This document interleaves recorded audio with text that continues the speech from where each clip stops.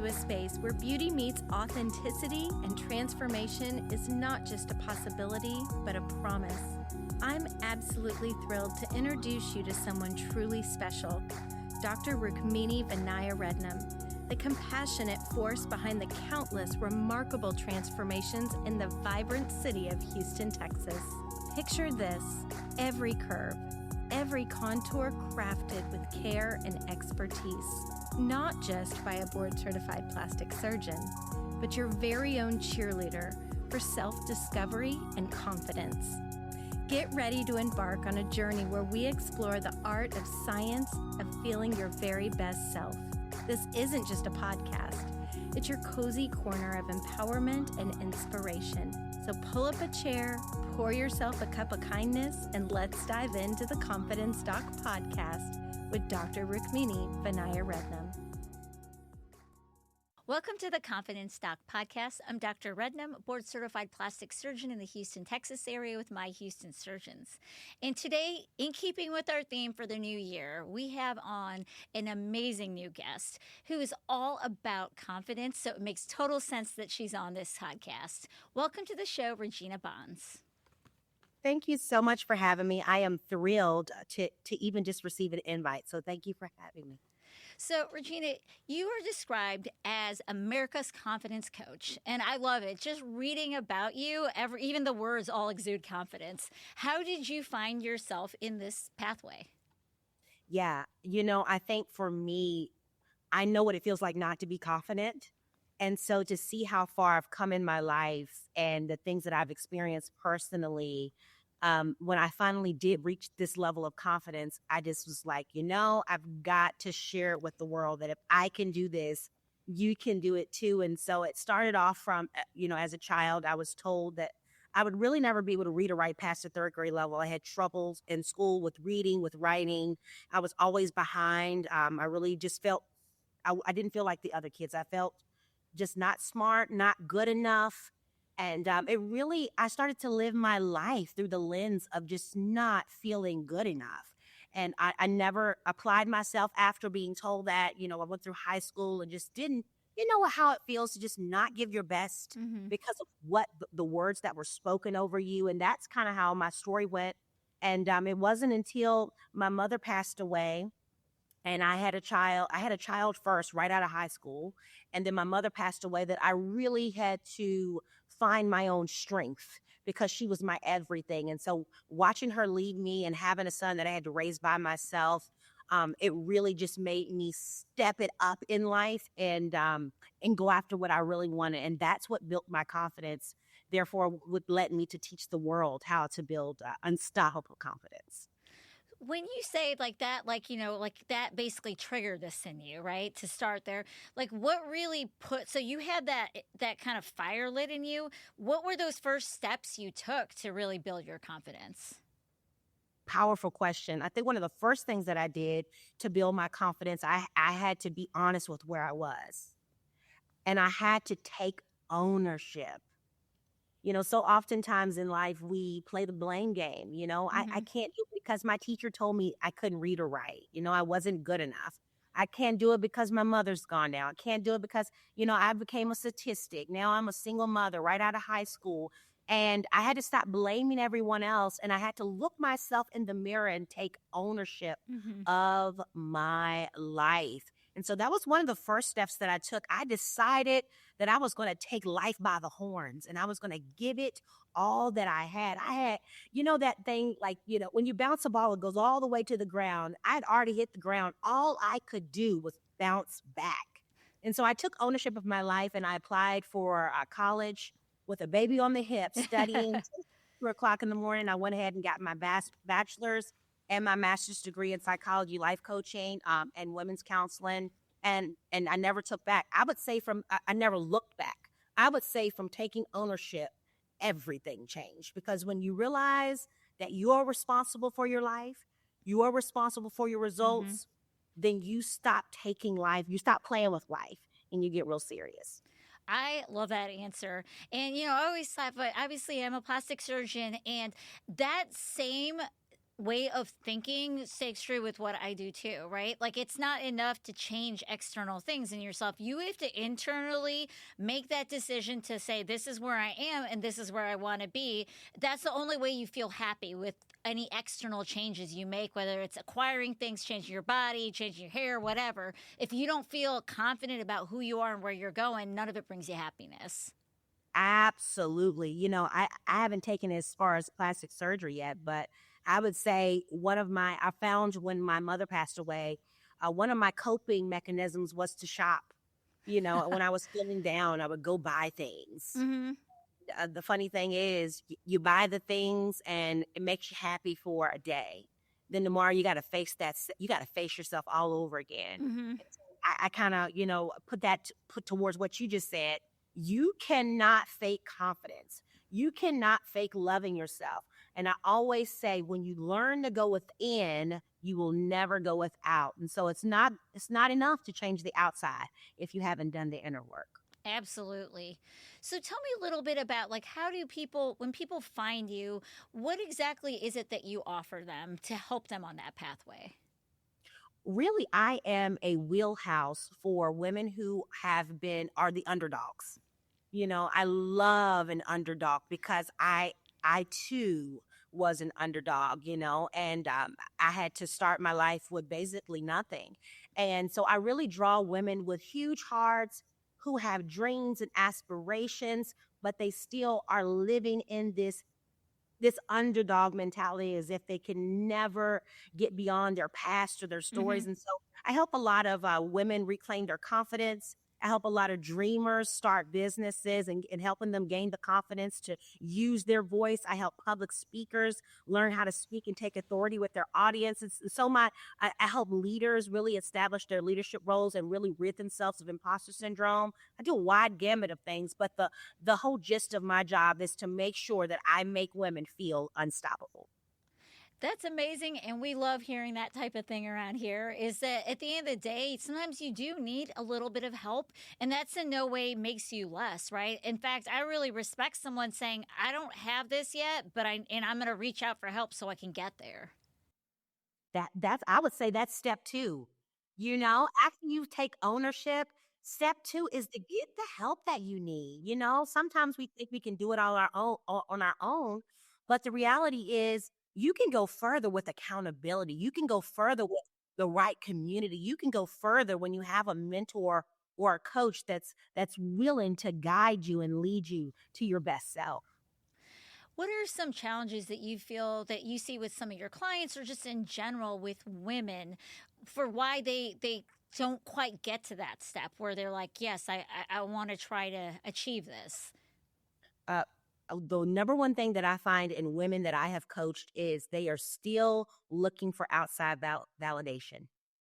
They're looking for approval. They need a permission slip, and that goes back to that's generational, that's systemic, that's society had the society norms for women for years. It was not until recently we were able to even get our own credit card, and I know. It's crazy. That was not that long ago. it's not that long ago.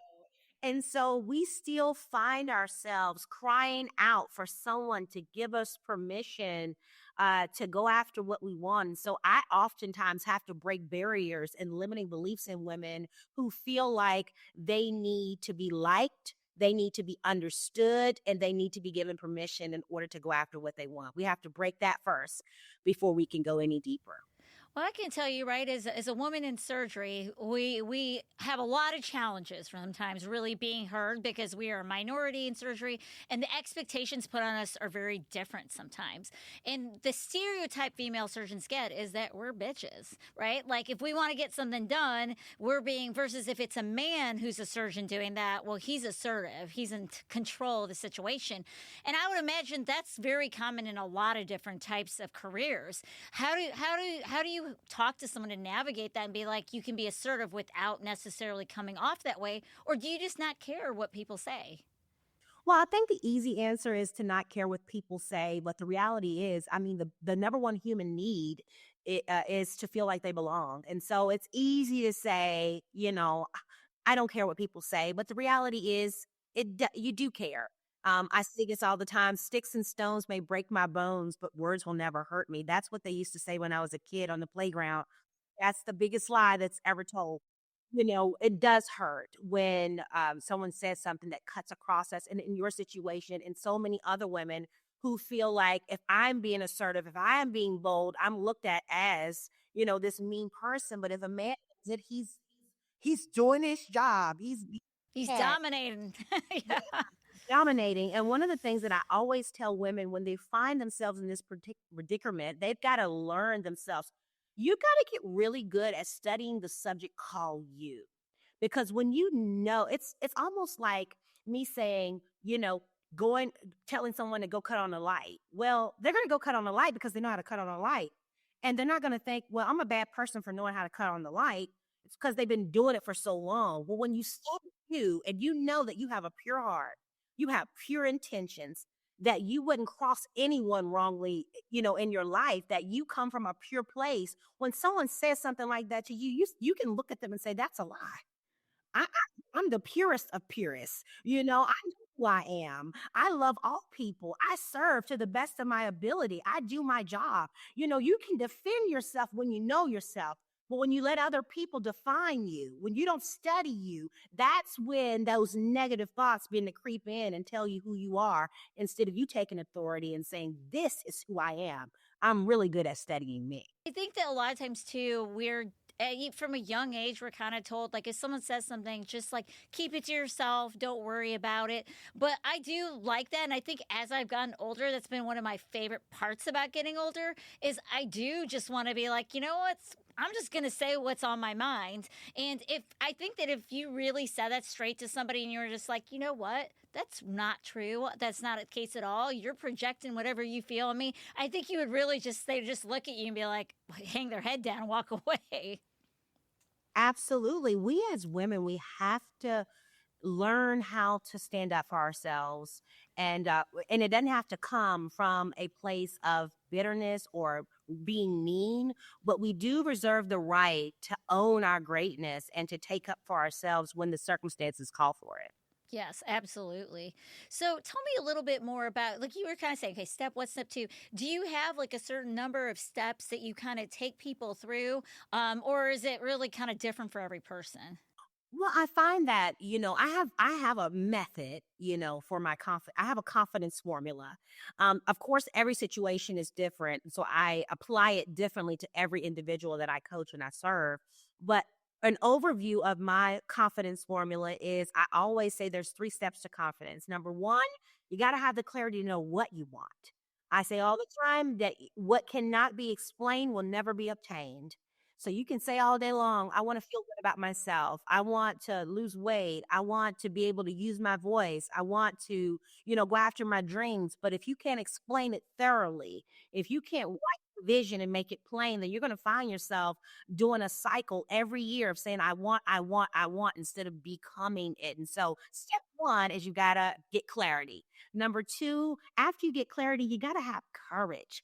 Before you can get to confidence, you got to have some courage, because the reality is confidence it's building. You got repetition to really get that confidence. It's a process. But you don't need a process for courage. Sometimes you just got to show up afraid. Do it when you're afraid. You got to do it when you're shaking in your boots. You just got to show up. And so I say, on your way to confidence, you're going to have to make some bold moves, have some courage in your blood. And so step two is courage, and step three is commitment. And you really got to marry this journey. You can't say you want it and give up on day three. But when obstacles come, you got to look at them as opportunities, and you got to say, no, this is my work. This is my journey, and I'm willing to do the work to get the results. So if you get clarity, courage, and commitment, you will fall right into the loving arms of confidence. I love that. And I mean, it's not easy, but most things that are really worth having aren't. Right. And you take care of things that you've worked hard to build. And that's the most powerful part. You don't let anyone disrespect you if you know you worked hard to build your confidence. You don't let anybody cross your boundaries worked hard to build your self-esteem. When you have standards and people respect you, people honor you. And so it's worth doing the work so that you can get the results that you want. Yes. So this is the time of year that a lot of people, right? New Year's resolutions, everybody's all about like, and I think that that is a point that you make is like, you can't just have this vague thing. You have to be able to visualize what it is that you want. Otherwise, you're never really going to achieve it. So how do you like to talk to people about like how they approach? Because everybody does like to have this fresh start. Like, so what would your recommendation be on how to really approach making the most of your year? My number one tip, and I live by this, you got to be intentional. It's not enough to have goals. It's not enough to make a vision board. It's not enough to write a list, but you have to be intentional with everything. And, I think for me personally, I had to become delusional. I had to act something that I wasn't at the time to become it. So I created what I call an alter ego, you know, back in the day when I wasn't as confident as I am now, because I was still living in the mindset of I'm not smart enough, I'm not good enough. I had to borrow an alter ego. And I used to act as if, I love the movie Enough. Have you ever seen that movie with Jennifer Lopez? Yes, yes. It's a good movie. And she's in this movie and it's like she's timid. She thought she was marrying the love of her life. And it was amazing. They had a beautiful daughter, the white picket fence. I mean, she really come up. She was working in, a diner and then met this amazing man, had a beautiful life and daughter. She finds out that he's cheating. The story just goes crazy. She had to find the courage to fight back. Right? And so in my times where I had to become this new version of myself, this Regina 2.0, I would borrow that J-Lo mentality from that movie and I would put my boxing gloves on. And I say, when life threw me some curveballs, I was ready to fight back. I had to borrow, that personality that says, I'm going to fight this thing and I'm really going to become what I want to become, but it's not going to come without a fight. And so for me, I put myself in that movie. I said, okay, this thing. I'm going to become it for someone else. It may be, whoever you look up to, whoever you aspire to be. Look at their characteristics. How did they get to where they got? Probably they were resilient. Probably they were turned down a million and one times, but they kept going. So really sometimes borrow someone else's belief for you to really step into your own level of confidence. And as you do that, you will begin to find your own strength in doing so. And I also tell my clients is to start looking in the mirror. Start looking in the mirror at yourself and just saying, three practices that I do. It's called mirror work for me. And I just say, look in the mirror and tell yourself one thing you love about yourself, three things you love about yourself, three things you celebrate yourself for, and three things you forgive yourself for. If you just do that 3 days a week, you're going to have one of the best years ever. So if you can be intentional and incorporate a little bit of that mirror work homework that I just gave you, you're going to be night and day from 2024 to 2025. That's great. And I mean, it's honest, right? Like if you really sit there and think about that, you're like, that means you're really putting in the work to which we don't think about. You might just feel a certain way, but when you actually have to put it down as these are three exact things, then you're making yourself aware of those things. Absolutely. And women begin to discover their power when they are constantly reminding themselves of their greatness.